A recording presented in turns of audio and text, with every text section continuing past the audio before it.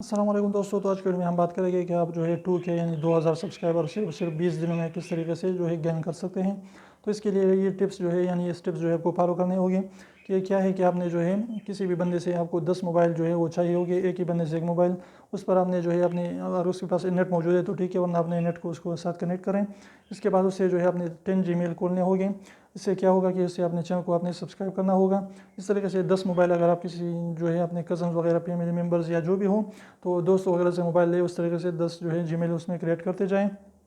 5-6 तो इस तरीके से सीधा हो जाते हैं, लेकिन इसके बाद जो है आपको नंबर चाहिए होगा, तो उस बंदे का नंबर जो है देकर वहाँ पर जो है आप क्रिएट कर सकते हैं।